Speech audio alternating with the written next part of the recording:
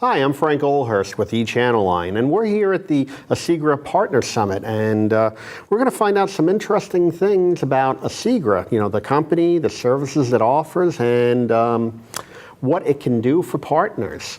One of those new technologies that the company is talking about here is RLM, and I'm going to allow my esteemed guest to introduce himself and talk about RLM. Hi, my name is Eran Farajun. I'm an Executive Vice President here at eChannelLine. eChannelLine is a software company. It's based in Toronto, Canada.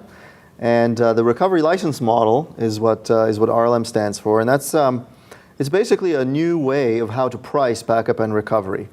So traditionally, the way backup and recovery was priced is it's always been based on how much or how little you back up. And the price was purely based on, have you got 100 gigabytes, have you got a terabyte, 10 terabytes, and so on. So that price always was based on how much you back up, and the result of that was that customers constantly have growing costs because they keep making new data. As they generate new data, it costs them more.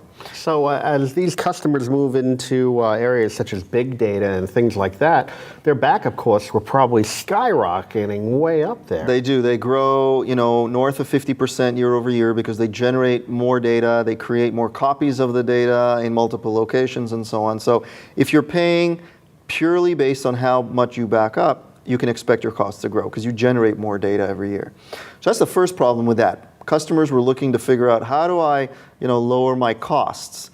So one of the ways the industry was doing this was discounting. The industry was famous for this. Sure, let me lower the price.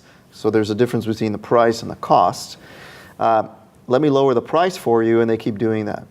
The problem with lowering the price is that it's unsustainable for the channel, right? The margins go down, it makes it uninteresting, it hurts your support capability and so on. And the customer always is beholden to the channel partner waiting for the end of year deal, the end of quarter deal, the discounting, that whole routine.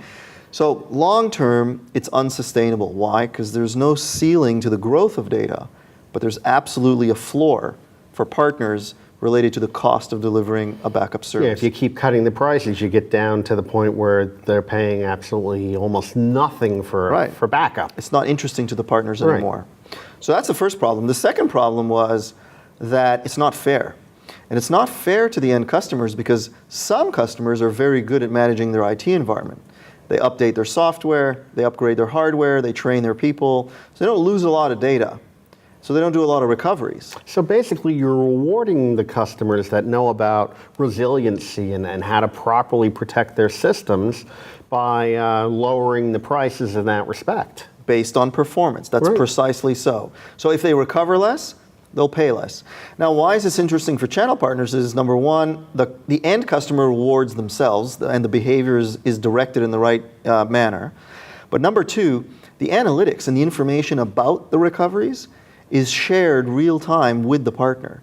So if you're a partner and you know that your customers are recovering mostly Exchange or SharePoint or Oracle or whatever, and then you can help your customer iron out problems with those environments or train the people. It becomes a service opportunity beyond backup and recovery. Wow, that's wonderful. Exactly right. So it creates new ancillary offerings for the partners. And the reason is that in our ecosystem, and we have hundreds of service providers and partners that we work with globally nowadays, they all have different business models. So there's primarily three models in the backup recovery industry. The first one is centric, so the partners is backup centric. They mostly or only do backup and recovery services or services around backup and recovery. They might be leading complementary, which means they lead with cloud backup and recovery. They use it to open the door. Then they sell other complementary services behind that. Or it's the reverse. They might be trailing complementary, which means they sell and lead with other things. And backup is really just the last car on the train. It gets attached. It kind of becomes, would you like fries with that? Exactly. We can also do this for you. So in effect, you guys are kind of like an online matchmaking service for your channel partners. We are. When we have a dialogue with the partner and they initially reach out to us and they say, I think I'm interested in delivering a backup service. So we talk to them about their business objectives, the kind of markets they go after, the kind of customers they have. If at the end of the day, it turns out that because of the way they're set up and the capabilities they have, it's better for them to actually work with an existing eCigra partner that has a wholesale model, because not all partners have wholesale models, then we absolutely act as a matchmaking service, depending on their geography, depending on their vertical, and we do that. We act as a matchmaking service, and we introduce partners to each other, and those are relationships that sometimes last for years. Sometimes they're introductory services, and they start for 12 months, 24 months, whatever, and then the partner backup becomes more strategic to them. Then they bring it in-house. They buy their own eCigra license, they create their own repositories, they train their own team, and they move from being a cloud service broker to actually being a cloud service provider and owning the infrastructure. So I gather you offer some sort of a cloud-based portal to your partners to help make this work easier for them. We do. We have a partner portal, and it's got a ton of information on it around marketing and sales and compensation plans, and it's got templates of business practices and best practices, business processes and best practices. They're basically how to set up and productize backup and recovery depending on your business model, centric, leading, or trailing complementary, because they're different and you need to treat them differently. And one of the common mistakes we see partners doing is they will set themselves up.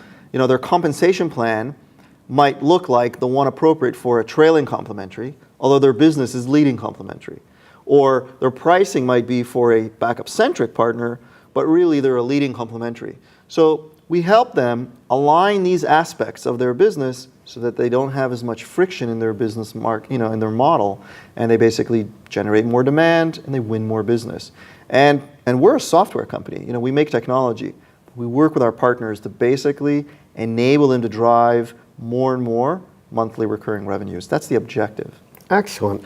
All right, we're about out of time for today, and I want to thank you for joining me. And I'm going to say to our viewers out there, if this sounds like something interesting to you, because there's a lot more to the story, I'm sure, be sure to hit up eCigra's website and gather some more information. Thank you, Frank, for having me. Thank you.